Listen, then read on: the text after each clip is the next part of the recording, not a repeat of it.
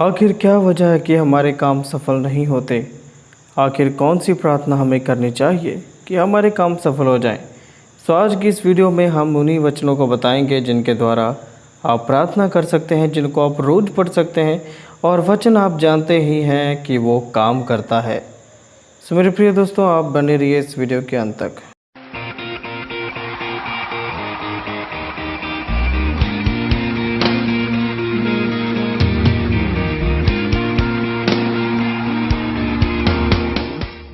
सबसे पहले तो ये यकीन रखिए कि आप निर्बल नहीं हैं, आप असहायक नहीं हैं, आप में बल है कि आप सब कुछ कर सकते हैं। यदि आप अपने आप को असहायक और निर्बल मानेंगे तो आप कभी सफल नहीं हो सकते, क्योंकि हम जब पढ़ते हैं फिलिपियों अध्याय 4 वचन 13 में, वहाँ लिखा है, जो मुझे सामर्थ देता है उसमें मैं सब कुछ कर सकता हूँ।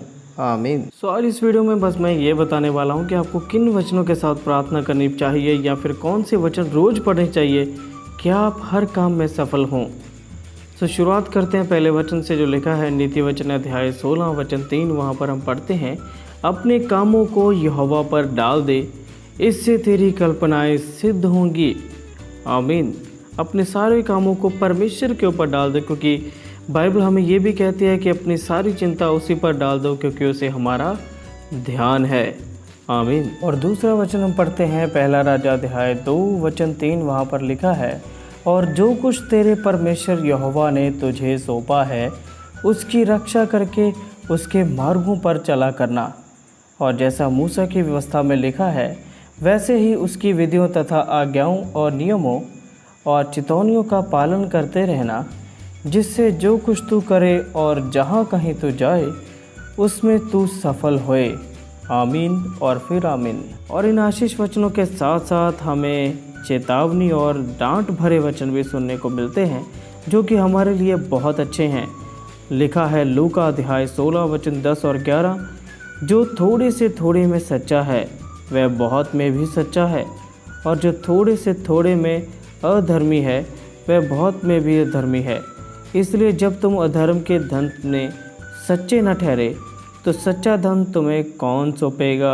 और जब हम ज़िंदगी में अपनी कोई भी काम शुरू करते हैं तो हम डरते हैं और हम इधर उधर लोगों के पास जाते हैं कि हम ये कैसे करें। सो परमेश्वर का ये वचन कहता है, यशायाह अध्याय 41 वचन 10 हमने सबने पढ़ा है, मत डर क्योंकि मैं तेरे संग हूँ, इधर उधर मत ताक क्योंकि मैं तेरा परमेश्वर हूँ। मैं तुझे दृढ़ करूँगा और तेरी सहायता करूँगा, अपने धर्ममय दाहिने हाथ में से तुझे संभाले रखूँगा। आमीन। कई बार ऐसा होता है मेरे प्रिय दोस्तों कि हम लोगों पर ज़्यादा भरोसा रख लेते हैं परमेश्वर से ज़्यादा, कि वो हमें सफल करने में सहायता करेंगे। पर यिर्मयाह अध्याय 17 वचन 7 में उस पुरुष को धन्य कहा गया है जो यहोवा पर भरोसा रखता है। वहाँ लिखा है, धन्य है वह पुरुष जो यहोवा पर भरोसा रखता है, जिसने परमेश्वर को अपना आधार माना हो। आप भी ऐसा ही कीजिए। और व्यवस्था विवरण अध्याय 8 वचन 18 हम पढ़ते हैं, परंतु तू अपने परमेश्वर यहोवा को स्मरण रखना, क्योंकि वही है जो तुझे संपत्ति प्राप्त करने की सामर्थ इसलिए देता है कि जो वाचा उसने तेरे पूर्वजों से शपथ खाकर बांधी थी उसको पूरा करे, जैसा आज प्रकट है। और साथ में बहुत ही तसल्ली से भरा हुआ वचन भजन संहिता अध्याय 37 वचन 4। वहाँ पर हम पढ़ते हैं, यहोवा को अपने सुख का मूल जान और वह तेरे मनोरथों को पूरा करेगा। ये लिखा है, यहोवा को अपने सुख का मूल जान, मतलब परमेश्वर पर आप निर्भर कीजिए, क्योंकि वही आपका पिता है, सच्चा परमेश्वर। आमीन। और नीति वचन अध्याय 3 वचन 1 से 4, हे मेरे पुत्र, मेरी शिक्षा को ना भूलना, अपने हृदय में मेरी आज्ञाओं को रखे रहना, क्योंकि ऐसा करने से तेरी आयु बढ़ेगी और तू अधिक कुशल से रहेगा।